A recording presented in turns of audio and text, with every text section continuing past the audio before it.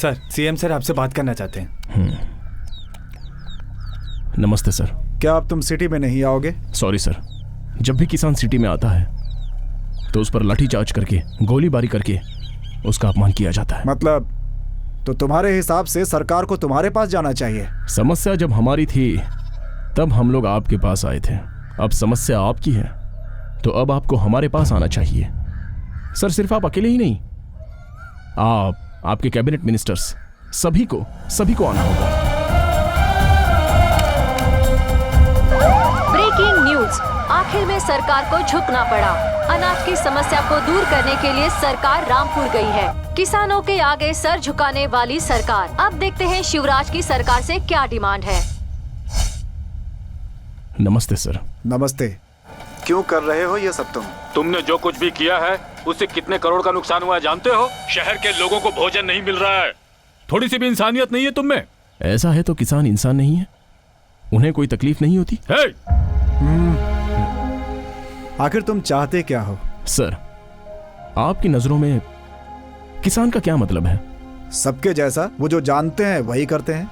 क्या मतलब? मतलब मटका बनाने वाला कुम्हार, लोहे का सामान बनाने वाला लोहार, कपड़ा धोने वाला धोबी, जूता सिलने वाला मोची, उसी तरह खेती करने वाला किसान। मटके की मिट्टी किसानों की जिंदगी है। किसानों का औजार किसानों की मुख्य चीज है। कपड़े किसानों ने ही पैदा किए हैं। मतलब इन सब में मुख्य तो किसान ही हुआ ना? हाँ, समझ गए। अब डिमांड बताओ। मौसम के अनुसार किसान खेती करता है, इसलिए बीच में रहने वाले रेट नहीं फिक्स करेंगे। क्या फर्क पड़ता है, रेट ही चाहिए ना। ऐसा है तो हमारे पहनने के कपड़े, घूमने वाली कार, हमारी घड़ियां, इन सब के भी तो रेट फिक्स करो ना। चलो जाने दो, आपकी पगार भी तो आप मीटिंग करके डिसाइड करते हो ना। आपको जो जनता चुनती है उनसे क्यों नहीं पूछते? आज के बाद अनाज का जो भाव तय करेगा वो होगा किसान। पैदावार ज्यादा हुई तो कीमत कौन तय करेगा? अभी से हर जिले में अलग अलग खेती होगी। चावल, गेहूं, दाल, रुई, कपड़े, रेशम, क्या उगाना है इस बात का निर्णय किसान करेगा, और उनको किस भाव में बेचना है ये भी किसान ही तय करेगा। इसलिए पानी की सारी व्यवस्था कृषि मंत्री को ही अरेंज करनी है। नहर का पानी साफ करना और उसे खेतों तक पहुंचाना और सारे गांवों में उसकी व्यवस्था करना पीडब्ल्यूडी मिनिस्टर का काम होना चाहिए। वो सब हम लोग क्यों करें जी? एमएलए है ना वो करने के लिए। देखिए, जिला पंचायत, गांव की पंचायत, तालुका पंचायत में पानी नहीं मिलता है, सबको पानी देना होगा। स्वच्छ भारत का मतलब टॉयलेट बांधकर क्लीन करके झाड़ू मारना नहीं होता। साथ में ये भी करना होगा जैसे कि खेत की फसल जिला मार्केट तक पहुंचाने की जिम्मेदारी सरकारी सचिव जी आपकी है। ऐसा है तो आरएमसी एपीएमसी को टूरिस्ट प्लेस बना दे क्या? एपीएमसी यार्ड में किसान को खुद ही आना होगा। अभी से कोई भी किसान वहां नहीं आएगा, दलाल खुद किसानों की जगह आके लेके जाएगा। No mediators. नेक्स्ट, किसानों की लाइफ का इंश्योरेंस नहीं होगा, इसमें बहुत खर्चा आएगा। सभी डिपार्टमेंट में पीएफ और ग्रेच्युटी के साथ छुट्टियों के लिए भी सैलरी मिलती है। पे कमीशन के हिसाब से सैलरी भी ज्यादा होगी। इनमें से किसी ने 1% भी किसानों को दिया है क्या?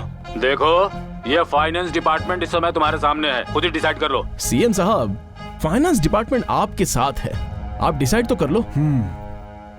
और आज के बाद बीजों को किसान ही बचा कर रखेंगे। आज से 3 साल तक खाद और दवा सप्लाई करने वाली सारी की सारी दुकानें बंद।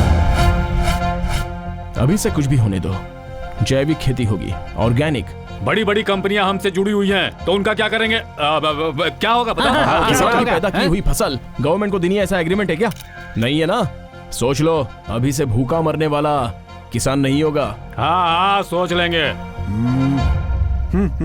Says special economic zone, multinational company, factory और भी बहुत कुछ। ग्रीन बेल्ट मतलब पहाड़ों के पास रहने वाली जमीनों पर कोई कब्जा नहीं करेगा। चाहो तो खराब लैंड दे दो ना। वो लोग नहीं माने तो? फ्री में दे रहे हो, नहीं माने तो छोड़ दो। नौजवानों के लिए क्या काम? कृषि को इंडस्ट्री के नाम से अनाउंस करो। कितनी फॉरेन कंट्रीज ने किया है। इसके लिए किसानों के बेटों को मानना होगा। इस काम के लिए किसानों की इज्जत करो, सब कुछ ठीक हो जाएगा। तो क्या हम किसानों को भगवान मानकर उनकी पूजा करें? तो गलत क्या है? किसान देश की रीढ़ है। इस प्रकृति को भगवान मानकर पूजा करने वाला देश है हमारा। इसलिए तो सूर्य नमस्कार करते हैं, भूमि पूजा करते हैं, पहली बारिश गिरते ही हल की पूजा करते हैं। ऐसे पूजा करने वाले किसानों को भगवान मानना गलत बात है? और कुछ नहीं है ना? है ना। लोन देने वाली बैंक्स किसानों की इज्जत की धज्जियां ना उड़ाएं। 24 आवर्स पावर रहनी चाहिए, और उसमें भी 12 घंटे डबल फेज, वो भी डे टाइम में। दिया है ना, एमएनसी कंपनी को पावर दिया है ना, तो दे दो। Land free, tax free, infrastructure free, power free. कितने दिनों तक? थोड़े दिन रोक दो, किसानों को दे दो। पहले गरीबों पर दबाव कम करो। उन बेचारों को 1 रुपए में 1 किलो चावल ये भाग्या वो भाग्या कहकर किसानों के साथ धोखा करने से पहले रोको। 60 रुपए तक का चावल खाने के लिए किसानों का स्वाभिमान बढ़ाओ। और कुछ भी है क्या? किसानों का दिन, फार्मर्स डे। अब ये क्या है? इससे क्या होगा? सिटी में रहने वालों के लिए father's day, mother's day, teachers' day, Valentine's day celebrate करते हो, तो फार्मर्स डे क्यों नहीं? वोट देने के लिए तो लोग दूर दूर गांव से आते हैं, तो किसानों के लिए एक दिन हल नहीं पकड़ सकते हो क्या?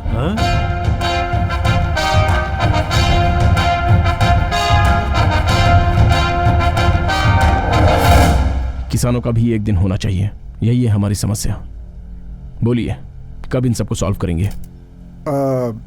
हम इसे कैबिनेट में रखेंगे, उस पर चर्चा करने के बाद ही बताएंगे। कितने दिन चाहिए आपको? सेशन बुलाई जाएगी, फिर दोनों हाउस में बातचीत होने के बाद ही। कितने दिन चाहिए? तकरीबन 2 महीने। तब तक आप लोग भूखे ही रहेंगे। ये तो तुम ब्लैकमेल कर रहे हो। देखो, बिल पास होने के बाद ही होगा। You're right। जब इलेक्शन नजदीक होते हैं तो जो भी समस्या होती है उसे आधे घंटे में पास कर देते हो, लेट नाइट भी सेशन चलाते हो।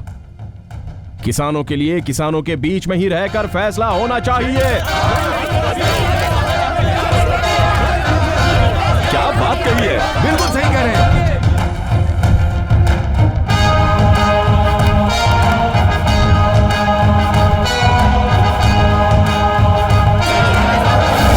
शांत हो जाइए, साइलेंस साइलेंस। ठीक है, वी विल डिस्कस। अब सभी मंत्रीगण मुख्यमंत्री जी के साथ चर्चा करेंगे। अब हमें ये देखना है कि किसानों की 12 डिमांड्स का उनके पास क्या जवाब है।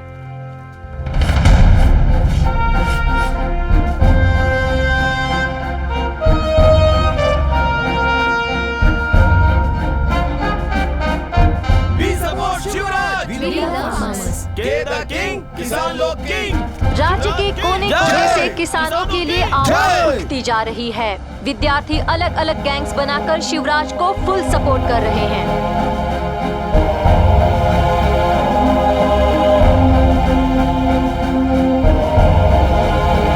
Silence silence. सर, इनके डिमांड्स की एक फाइल बना कर ले। Okay sir.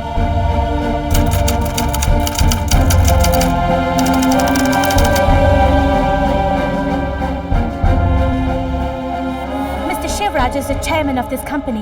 What has made him to become a farmer? Because he is a son of farmer. He is son of धरती का सपूत।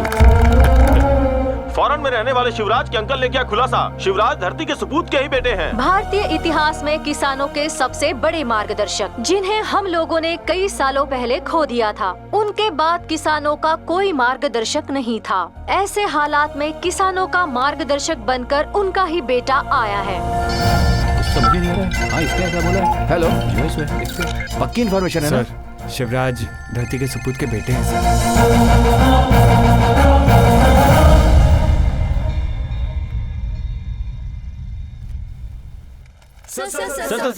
क्या ये सच है कि आप धरती के सपूत के बेटे हैं? बोलिए ना सर, बताइए सर, सच्चाई क्या है? धरती के सपूत का बेटा है, किसानों के भगवान का बेटा। सर, किसानों की समस्या सुनकर उनके बीच में आकर उन्हें सॉल्व करने वाले आप पहले सीएम है सर। सर, शिवराज जी के बारे में क्या कहेंगे? देखिए, इन्होंने अपने स्वार्थ के लिए कोई भी डिमांड नहीं की है। इन्होंने जो कुछ कहा है सब किसानों के हित में ही कहा है। किसानों के लिए इतना सोचने वाला व्यक्ति मैं पहली बार देख रहा हूँ। किसानों को क्या तकलीफ है, उनके परिवार को क्या क्या तकलीफें उठानी पड़ती हैं, ये समझाने का काम किया है इन्होंने सरकार को। इसलिए इनकी जो भी डिमांड है वो हमें स्वीकार है और हमने दस्तखत भी कर दिया। नमस्ते। शिवराज, राज्य में सारे किसानों में खुशी का माहौल है। आपको देखकर मुझे बहुत खुशी हो रही है। आपके पिता में जो गुण थे, उनका किसानों के लिए लड़ना, आंदोलन करना, उनके लिए खड़े रहना, ये सारे आदर्श आप में दिखाई दे रहे हैं। ये जनता आप में आपके पिता की छवि देख रही है। सही मायने में आप अपने पिता के सही उत्तराधिकारी हैं।